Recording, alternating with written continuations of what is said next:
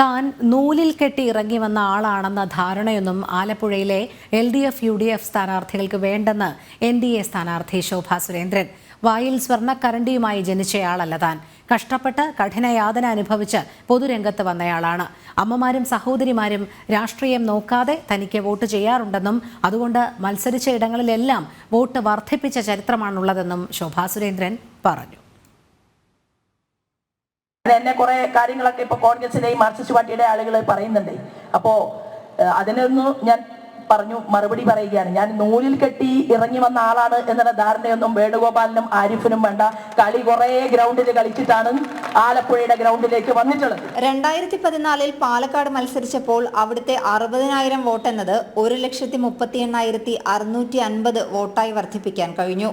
ചുവപ്പുകോട്ടയായ ആറ്റിങ്ങലിലും 90,000 വോട്ടെന്നത് 2019 2,48,650 വോട്ടായി ഉയർത്തി. ആലപ്പുഴയിലും അത് തന്നെ സംഭവിക്കുമെന്നാണ് വിശ്വാസം. പാലക്കാട് 60,000 വോട്ടുണ്ടായിരുന്നു പാർലമെന്റില്.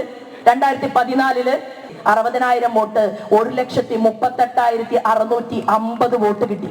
കഴിഞ്ഞ 2019 തെരഞ്ഞെടുപ്പിൽ ആറ്റിങ്ങലിലേക്ക് പോകണമെന്നാണ് പറഞ്ഞത്.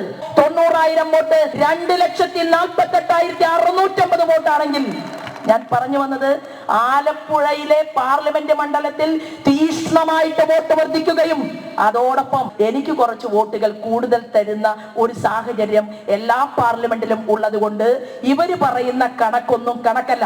ആലപ്പുഴയിൽ ഫ്ലെക്സ് ബോർഡ് വെച്ചിട്ടുള്ള കളികളാണ് നടക്കുന്നത്.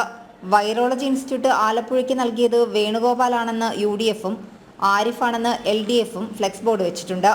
ദേശീയപാതയിലുടനീളം ഈ ഫ്ലെക്സ് ബോർഡുകൾ കാണാം. എന്നാൽ JP നദ്ദ ആരോഗ്യമന്ത്രിയായിരുന്നപ്പോൾ ആലപ്പുഴക്കാർക്ക് നൽകിയതാണ് ഇതെല്ലാമെന്നും ശോഭാ സുരേന്ദ്രൻ പറഞ്ഞു. ജനം, ആലപ്പുഴ.